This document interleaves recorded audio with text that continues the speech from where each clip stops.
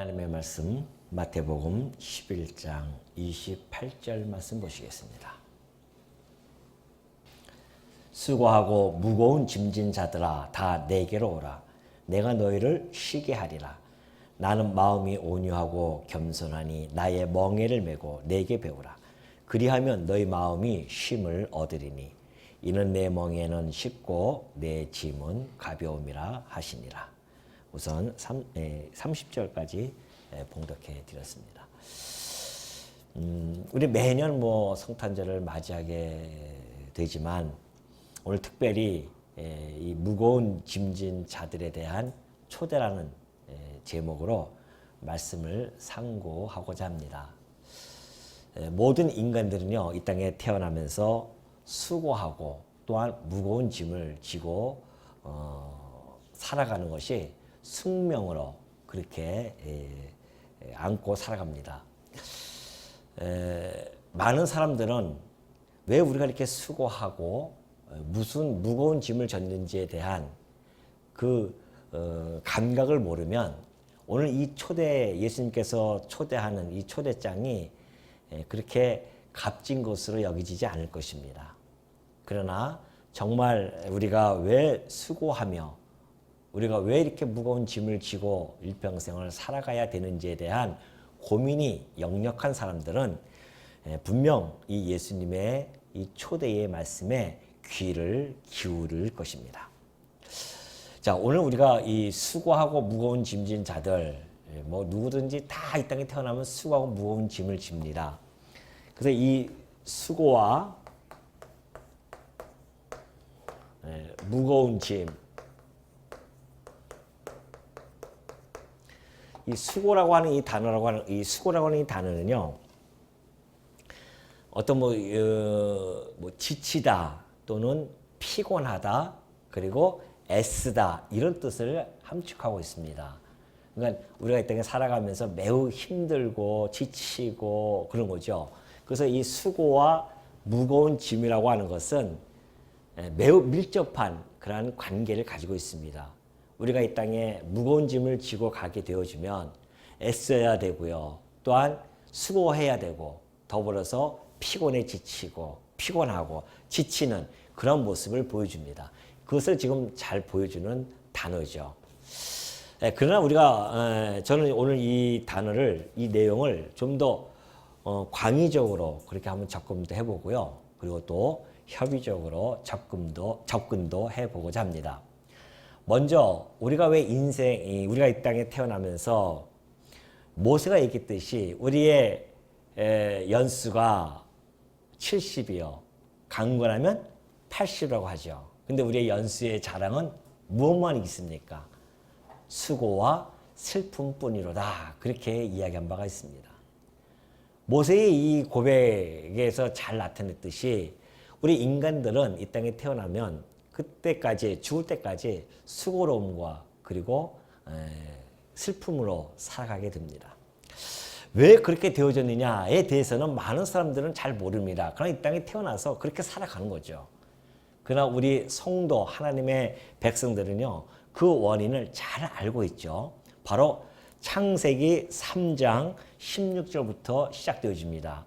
이 수고라고 하는 이 단어는 처음 이 땅에 이 인류에 들어올 때 인류 역사에 처음으로 들어오게 되어지는데 그 발원지가 바로 아담과 하와로부터 나타나고 있는 것을 볼 수 있습니다. 자, 3장 16절 보면 그래요. 이제 이 내용은 아담이 하나님께서 따먹지 말라고 했던 그 선악과를 먹고 타락하게 되어집니다. 그로부터 하나님에게 저주를 받는 내용입니다. 자, 우선 여자에게는 이런 저주를 줍니다. 네가 임신하는 고통을 크게 더하리니 네가 수고하고 자식을 낳을 것이며 넌 남편을 원하고 남편을 다스릴 것이다. 그럽니다. 그러니까 하와가 먼저 먹었죠. 그래서 하와가 먼저 저주를 받게 되어지는데 하와는 여자입니다. 그 여자는 임신하는 고통뿐만이 아니라 낳는, 수고하는, 네가 수고하여 자식을 낳을 것이다. 그렇게 얘기합니다. 애써서 자식을 낳을 것이죠. 사실 우리 인간들이 한 사람이 그 뱃속에 한 인간을 키워낸다고 하는 것처럼 그것처럼 힘든 게 어렵겠습니까? 그러니까 그걸 고스란히 10달 동안 그 아이를 사람을 키워내고 밖으로 또 나타나게 되어지면 그 밖에서도 여전히 그렇죠. 많은 사람들이 아니 그 엄마가 그 아이를 키우면서 진자리 마른 자리 갈아주면서 키우게 됩니다. 그러니까 그렇게 키움을 받는 아이들은 자라나면서 또 그냥 자라납니까? 부모의 속썩이고 그 아내는 그 엄마는 그 아이를 키우는 데에 고민을 하고 애쓰고 수고하고 그러죠. 뭐 시집 가면 다 끝날 줄 알고 장가 가면 다 끝날 줄 알았는데 시집 장가 가면 또 여전히 그렇게 보여집니다. 그래서 그런 일평생 수고로움이 그 엄마에게는 있는 것이죠. 그것처럼 이때부터 시작해서 그 수고로움은 끝없이 나타나고요. 또 하나의 수고로움이 있습니다. 그것은 바로 남편에게 나타나는 수고로움입니다. 그 남편은요, 어떤 것이 있냐면은 창세기 3장 17절에 잘 나타나 있죠. 아담에게 한 저주입니다. 땅은 너로 말미암아 저주를 받고 너는 내 평생에 수고하여야 그 소산을 먹을 것이다 그럽니다. 일평생 수고를 해야 소산을 먹는다는 거예요. 그러니까 남자는 태어나서 죽을 때까지 평생 수고를 합니다. 가족을 위해서 수고를 할 수밖에 없는 거죠. 그러니까 그때로부터 시작되어진 그 수고로움은 지금까지 온 인류 역사상 태어나는 모든 자들이 동일하게 그 수고로움을 겪으면서 살아옵니다. 참 피곤하잖아요. 사는 것이 무엇인지 또 왜 이렇게 우리가 살아야 되는지 가끔 저는 그런 이제 그때 전주에 제가 있을 때요. 아파트 이렇게 보면 아침에 전주 우리 학교 앞에가 학교가 있습니다. 그러면 그 아파트 건너편에 학교가 있는데 아이들이요. 다들 그냥 무거운 그 책가방을 들고 고개 푹 숙이고 가는 거예요.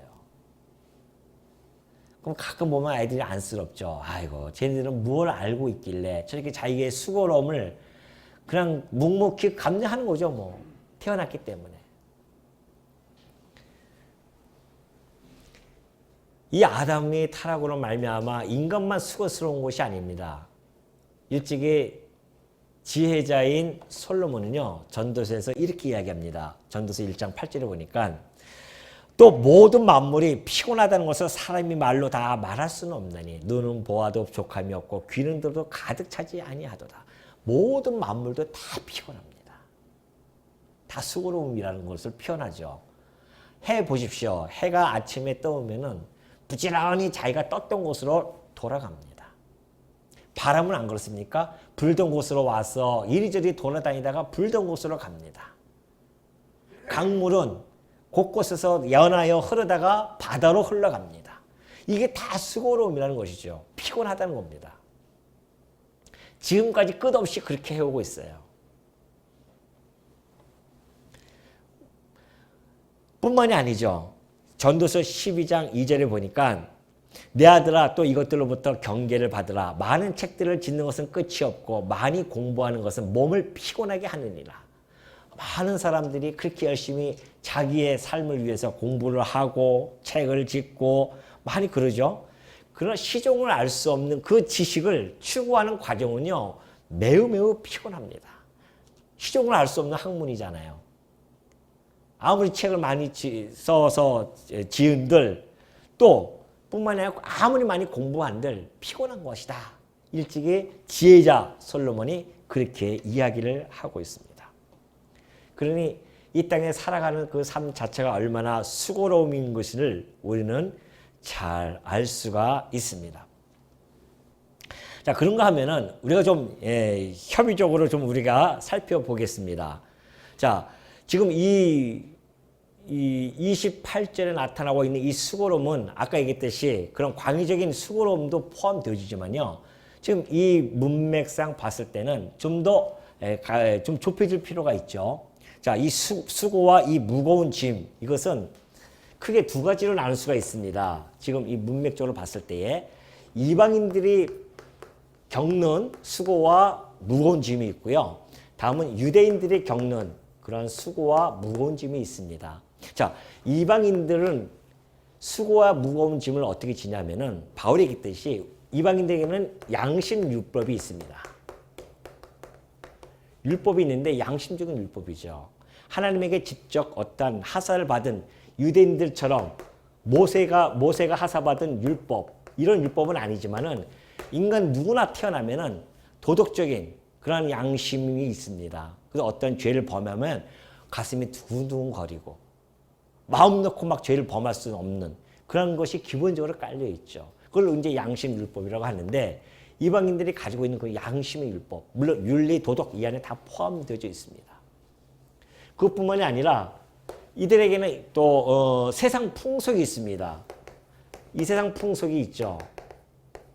바울이 일찍이 얘기했듯이 너희가 죄와 허물로 죽었던 너희들을 주께서 살리셨는데 너희가 그때는 죄와 허물로 죽었을 때 너의 모습을 보면은 이 세상 풍속을 쫓는다고 했습니다.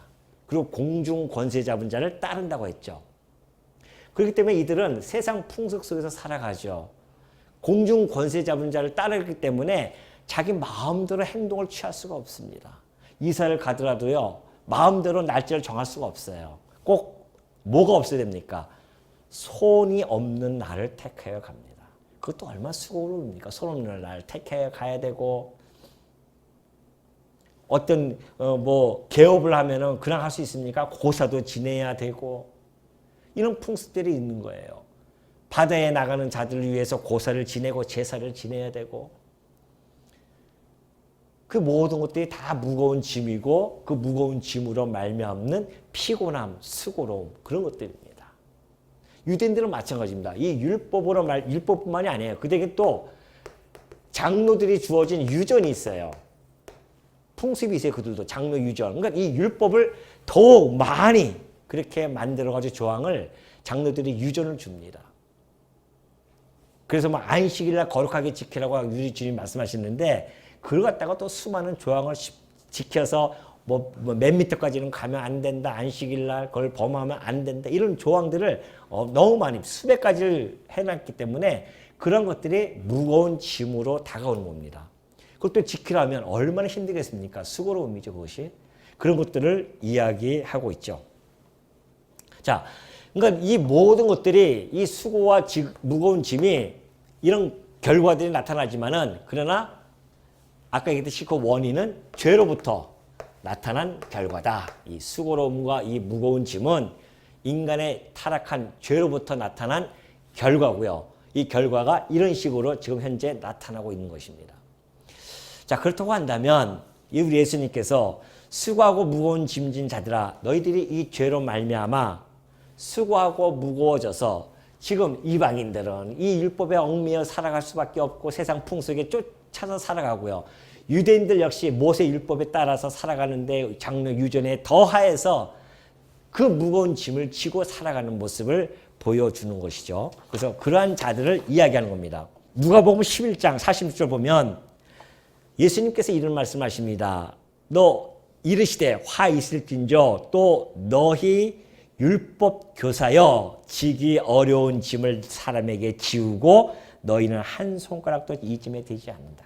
그런 이야기하는 거죠. 그러니까 예수님이 지금 이렇게 말씀하신 것들은 이런 것들을 염두에 두고 좀 하는 이야기입니다. 너희들 율법 선생들이여 너희가 모세의 율법 그리고 장로들의 유전을 백성들에게 많이 지어지는데 자기네들은 안 지켜요. 그러면서도 남에게 지키라고 그렇게 가르쳐 줍니다. 그걸 지금 신뢰하고 있는 거죠. 예수님께서. 너희들도 지기 어려운 짐. 율법 교사들이 그렇게 어려운 짐을 지우니 백성들이 이때 예수님이 오셨던 그때 당시에 얼마나 무겁게 힘들게 살아갑니까? 율법을 지키려고. 지키기도 어려운 우리가 이 죄 가운데 살아가는 우리 존재들이기 때문에 율법을 지킬 수가 없어요. 그러니까 하나님이 율법을 주신 것은 우리의 죄가 얼마나 큰 것인지를 드러내기 위해서 주셨는데 그 율법을 지켜서 의롭게 되려고 하니 그것처럼 어려운 짐이 어디 있으며 그것처럼 애쓰고 수고로움이 어디 있겠냐 말이죠. 그런 자들에게 아담 이후로 태어나서 모든 자들이 이 안에 갇혀서 살아가는데 2000년 전에 복된 소식이 들렸단 말입니다. 어느 날 갑자기 수고하고 무거운 짐진 자들아 다 내게로 오라. 내가 너희를 쉬게 하리라.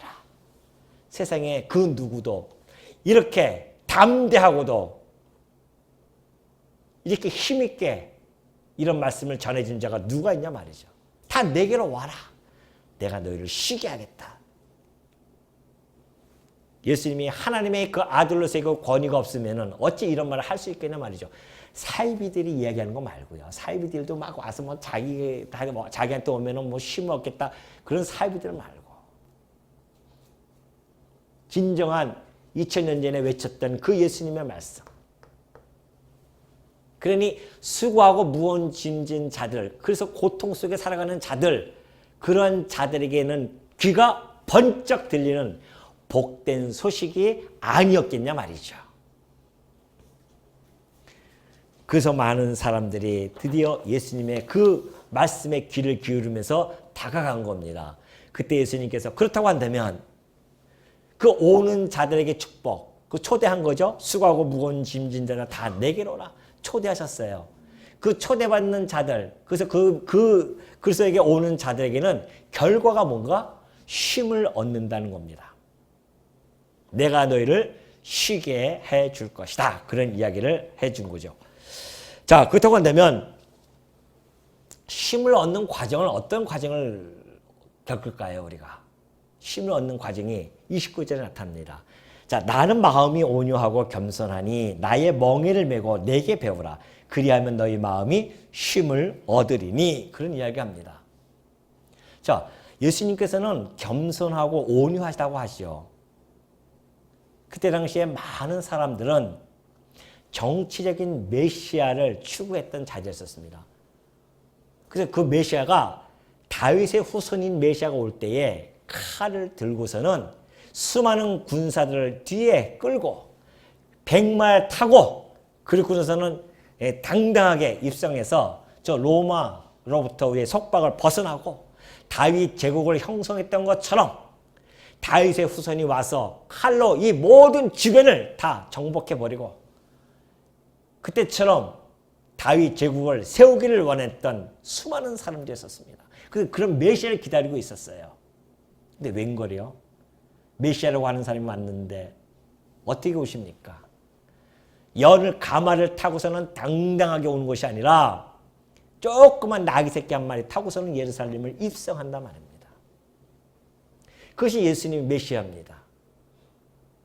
성경에서 얘기하는 메시아는 그런 칼로 세상을 정복하는 그런 메시아가 아님을 너무나 잘 보여줬어요. 그것이 바로 스가랴 9장 9절에 잘 보여줍니다. 스가랴 9장 9절을 보니까 이렇게 돼 있어요. 시온에 따라 크게 기뻐할지어다. 예루살렘에 따라 즐거이 부를지어다. 보라, 내 왕이 내게 임하시니. 그 왕이 임해요. 이스라엘의 왕, 예루살렘의 그 왕이 임하시는데 그는 공의로우시며 구원을 베푸셔요. 아, 이제 구원을 베푸니까 칼을 두고 오시나 보다. 천만의 말씀입니다. 겸손하여서 나귀를 타시나니 나귀의 작은 것 곧 나귀의 새끼니라. 이런 왕이 어디 있습니까? 적어도 왕이라고 한다면 얼마나 왜 위풍당당하게 그런 수많은 백성들을 끌고서는 군사들을 끌고서는 가마를 타고 그렇게 해서 입성할 텐데 겨우 나귀 새끼 타고. 왜? 겸손하기 때문에. 그러면 분명하죠. 우리 메시아이신 그리스도께서 이 땅에 오신 것은 칼로 나라를 세울 것이 아니라 온유와 겸손함으로 그 나라를 세워줄 것 틀림없는 사실입니다. 이런 나라, 이런 왕이 어디 있습니까? 어느 나라, 이 세상에 세상 어떤 왕이 온유와 겸손함으로 그 나라를 세워나가는 왕이 어딨냐 말이죠. 그러니 이 온유와 겸손함은 우리 그리스도에 대한 인격입니다. 그의 나라를 다스리는 통치의 표시입니다. 그 나라의 백성으로 살아간다는 것이 이러니 얼마나 행복하겠냐 말이죠. 그래서 예수님이 하신 말씀입니다. 나는 인자는 섬김을 받으러 온 것이 아니라 왕처럼 세상 왕처럼 섬김을 받으러 온 것이 아니라 오히려 섬기러 왔노라. 섬기러 왔는데 어떻게 섬기러 왔는지 아세요? 내 목숨을 많은 사람의 대속물로 주러 왔노라. 세상에 그런 왕이 어디냐 말이죠. 어느 왕이 자기 백성을 위해서 그렇게 죽냐 말이죠.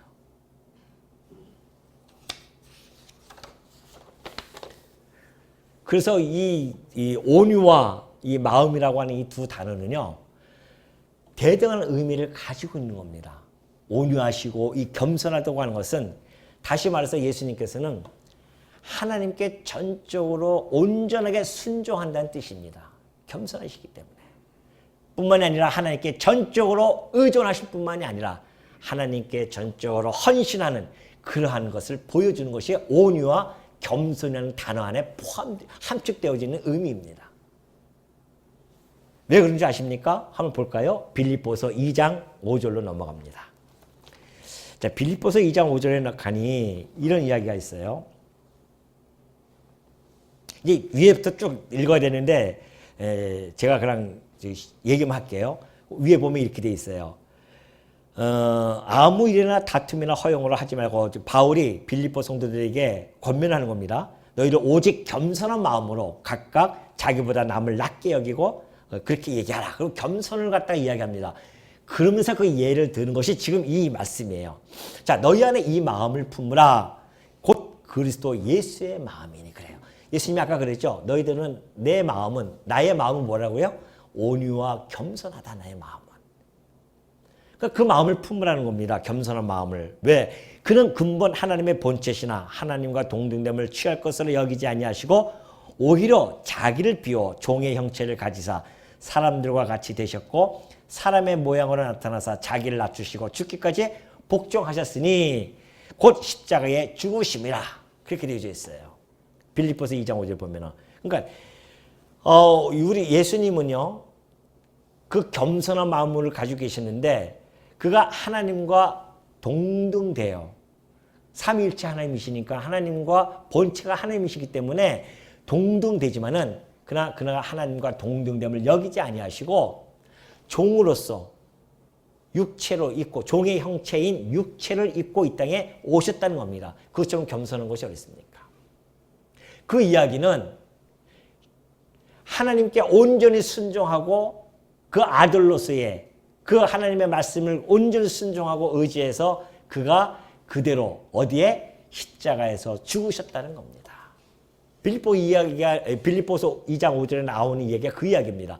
예수님께서 겸손해서 십자가에 죽기까지 하셨다. 그렇다고 한다면, 자, 수고하고 무거운 짐진 자들이 가야 할 곳은 예수님이신데, 우리 예수 그리스도신데, 이 예수 그리스도는 온유하시고 겸손하세요. 자, 온유하고 겸손하신 이 분은 이걸로 온유와 겸손에 귀결되어지는 것은 십자가 사건입니다. 예수님이 온유하고 겸손하기 때문에 오셔서 십자가에서 죽으신 겁니다. 자기를 온전히 다 버려주신 거예요. 십자가 사건은 하나님의 계획에 있었습니다. 그 계획을 순종하신 거예요. 오죽하면 십자가 상 전에 예수님께서 하신 말씀이 기도할 때 그러지 않습니까? 할 수만 있으면 뭐 해요? 이 잔을 내게서 걷어가 주시옵소서. 왜? 인간적인 모습이 보인단 말입니다. 예수님도 인간으로 오셨기 때문에 누구든지 지고 싶지 않은 십자가 아니겠습니까? 그런데도 불구하고 예수님이 뭐라고 다시 기도합니까? 그러나 내 뜻대로 마옵시고 아버지의 뜻대로 하옵소서. 이것이 하나님 아버지께 온전히 순종하는 모습이고 하나님만 의지하고 십자가에 죽으시는 모습이고 하나님께 온전히 헌신하는 모습, 이것이 온 그의 속성, 그가 가지고 있는 그 인격의 모습, 다시 말해서 온유와 겸손으로 나타나는 모습이었다. 십자가로 나타났다. 그러니 너희들이 나한테 와서 뭘 배워라? 온유와 겸손함을 배워라. 그렇다고 한다면 우리도 그와 더불어서 온유와 겸손함을 배운다고 한다면 하나님 내 뜻대로 마옵시고 아버지의 뜻대로 하옵소서 하면서 십자가 앞으로 나와 오는 것이 바로 그리스도에게 나아가는 것입니다. 일로 나아가야 돼요. 그리스도께서 십자가를 지셨기 때문에 우리가 이 앞에 나아가야만이 이 모세 율법부터 벗어나고 이 양심 율법부터 벗어나고 죄로부터 벗어나고 저 있는 죄, 저 죄로부터 벗어나고 이 율법으로부터 벗어나고 이 풍속과 이 유전으로부터 다 벗어나고 고통으로부터 벗어나고 불안과 염려로부터 벗어날 수 있다는 겁니다. 어디에 가야? 십자가 밑에 가야. 그리스도에게 나아가야. 온유와 겸손하신 그리스도께서 지신 그 십자가 밑에 가야 우리가 여기서 벗어날 수가 있다는 것이죠. 그래서 예수님께서 하신 말씀입니다. 다 내게로 오라. 너희 이 가운데 있는 자를 다 내게로 오라. 십자가 밑에 오면은 다 너희들이 어떻게 해방을 받고 뭘 얻는다? 쉼을 얻을 것이다. 이러니 이 얼마나 기쁜 복된 소식이 아니겠냐 말이죠. 이 일을 하러 이 땅에 오신 우리 예수님. 오늘 우리가 이 아침에 그 주님을 기억한다고 하는 것은 너무너무 즐겁고 유쾌한 일이 아니겠냐 말이죠. 그래서 그리하면 너의 마음이 힘을 얻는다는 겁니다. 내 멍에를 메라. 내게 배우라는 것이죠. 자, 그렇다고 한다면 이는 내 멍에는 쉽고 내 짐은 가벼움이라 그렇게 말씀을 해주고 계십니다. 자, 멍에를 맨다고 하는 것은요. 그때 당시에 반드시 한 쌍이 맵니다. 멍에 아시죠? 그 멍에를 매는데 한 사람이 매지 않아요. 종이 많게 멍을 매면 두 명이 맵니다. 그리고 짐승이 매면 한 짐승이 아니라 두 짐승이 멍에를 매게 해요. 무슨 이야기입니까? 십자가 앞에서 이 무거운 짐을 우리가 지러 갔는데 누가 졌어요? 내 대신 그리스도께서 이것을 멍에를 지신 겁니다. 그러니 우리는 그 옆에서 같이 지는데 무게는 누가 다 감당합니까? 우리 주님께서 다 무게를 감당하시고요. 여러분 군대 가시면은 다 아시겠지만은 봉체조가 있습니다. 봉체조 이렇게 유격 훈련할 때 봉체조가 있는데 그 봉체조 할 때에 좀 운이 좋으면 키가 작은 사람이 가운데 끼는 수가 있어요. 대수인데 키를 맞추지만은 그럼 앞에 키 크고 뒤에 키 크면은 나는 키 작은 사람은 어떻게 해요? 딱 걸치기만 하는 거예요. 힘이 하나도 안 듭니다. 그럼 이렇게 왔다 갔다 하면 되는 거죠. 다른 사람이 힘이 들고요. 우리 주님이 지신 십자가이기 때문에 우리가 그 곁에서 그 십자가를 진들 무겁지가 않습니다. 가벼워요. 그래서 여기 쉽다라고 하는 이 단어는요. 유쾌하다는 겁니다. 즐겁고 상쾌하다는 겁니다. 이는 내 멍에는 유쾌하고 즐겁다 너희들이. 그런 이야기예요. 십자가 앞에서 그의 십자가를 짓는 것, 내 십자가를 짓는 것은 너무나 유쾌하고 상쾌합니다. 즐거워요. 왜? 힘이 하나도 안 듭니다. 누구 때문에? 우리 주 예수 그리스도 때문에. 힘이 안 드는 겁니다.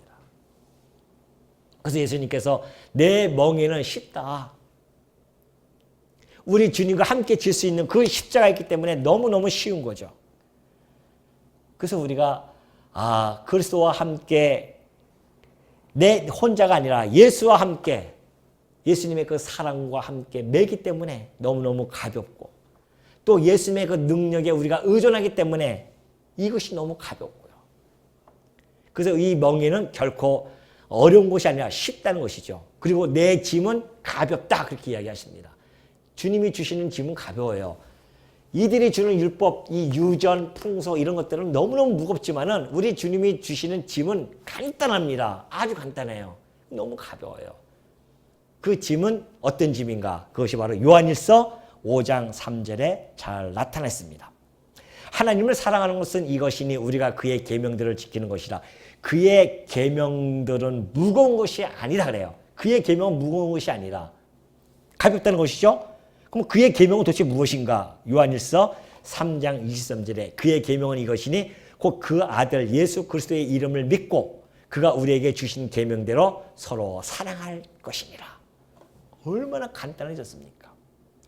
예수 십자가에서 죽으신 예수 그리스도를 믿는 겁니다. 그분이 내 대신 내 죄를 위하여 십자가를 지셨습니다. 그걸 믿는 거예요. 그리고 뭐예요? 그가 주신 계명이 있어요. 그 계명, 그것이 곧 사랑.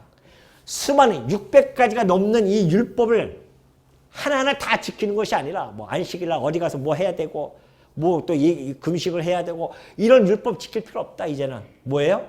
서로 사랑하라. 사랑처럼 어려운 게 어딨습니까? 아니에요. 그것도 쉽다는 겁니다. 가볍다는 겁니다. 그의 계명을 지키는 자는 주 안에 거하고 주는 그의 안에 거하시나니 우리에게 주신 성령으로 말미암아 그가 우리 안에 거하시는 줄을 우리가 아느니라. 우리에게 주시는 그 성령의 힘으로 그 사랑의 힘을 그 사랑의 계명을 지켜나갈 수 있는 것이죠. 그러니까 예수님이 하신 말씀이 내가 너희를 사랑한 것처럼 그렇게 이야기하잖아요. 그걸 먼저 내가 너희를 사랑했지 않았느냐. 십자가 사건이 뭡니까? 사랑의 확증이란 말입니다. 내가 너희를 사랑했던 것처럼 너희도 사랑하라. 그러니 그 사랑의 십자가의 농도, 그 사랑의 농도는요, 이 십자가 사랑을 깨닫는 만큼 나올 수밖에 없는 겁니다. 우리 하나님께서는 우리들에게 더 무리하게 막 깨닫지도 못했는데 그 사랑을 요구하시는 분이 아닙니다. 하나님이 주시는 것만큼 깨닫는 만큼 우리는 사랑을 나타낼 수밖에 없잖아요. 그래서 가벼운 겁니다. 점점 우리가 그리스도의 믿음의 분량만큼 자라나게 되어지면 점점 자라날 때마다 우리가 이 십자가의 도를 깊이 깨닫게 되어지고 그리스도의 사랑을 깨달으면 깨달을수록 내 지체에 대한 사랑을 베풀어야 된다고 하는 것이 자연스럽게 나타날 수밖에 없습니다. 그래서 가벼운 겁니다. 그래서 이 계명은 너무나 가벼운 거예요. 내가 너희를 사랑한 걸 보여줬기 때문에 우리 주님이 함께 그 사랑의 짐을 졌기 때문에 우리는 그 앞에서 그냥 같이 그냥 지는 척하고 가는 것뿐입니다. 그래서 이는 내 멍에는 쉽고 내 짐은 가볍다고 우리 주님이 그렇게 말씀하신 것이죠. 그러니 여러분 이 유대교, 이 유대인들의 율법, 해석학자들이 주어지는 이 율법, 이것 멍에와 비교할 때 우리 주님이 주어주시는 이 멍에는 너무나 쉽고 가볍지 않느냐 말이죠. 그러니 여러분들 오늘 이 초대장 여러분도 다 받으셨지 않습니까? 우리가 이 땅에 살아가면서 수고하고 무거운 짐을 지고 살아가고 있는 우리들에게 이 복된 소식이 2000년 전에 들려졌고요. 우리도 귀에 들려져서 그 분 앞에 나아갔습니다. 십자가 앞에 우리가 나갔었어요. 그래서 우리는 드디어 이 모든 것으로부터 해방을 받았습니다. 그리고 예수 그리스도로부터 쉼을 얻게 되어졌는데 궁극적으로는 영원한 안식을 얻게 되어졌고요.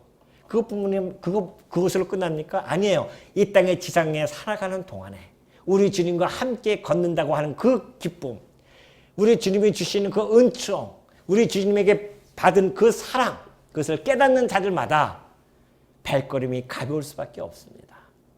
항상 기뻐하게 되어지고 범사에 감사하게 되어진다고 하면은 그것처럼 가볍고 아무리 이 땅에 육체적인 수고는 있다 할지라도 우리의 마음은 참 평안을 얻습니다. 육체적인 피곤은 하죠. 이 땅에 어차피 그것은 우리에게 주어진 숙명과도 같은 아담 타락 위에 주어진 그것이기 때문에 인간의 육체는 필요합니다. 그러나 우리의 마음은 평안함을 얻을 수가 있죠. 앞날에 대한 불안함 때문에 염려하고 불안해하지 않습니다. 모든 만물을 주관해 가시는 우리 주 예수 그리스도 앞에 우리가 나아갔기 때문에 그가 인도에 가실 줄 믿고 지금까지 인도해 주신 것처럼 우리도 인도에 가실 것이다. 앞으로도 인도에 가시겠지. 그 믿음으로 살아가기 때문에 우리의 마음이 평안해지는 것이죠. 그래서 우리의 진정한 쉼을 이 땅에서도 누리고 또한 영원한 안식을 저 하늘에 가서도 누린다는 것 여러분 믿으시기를 바라면서요. 오늘 말씀을 드리도록 하겠습니다.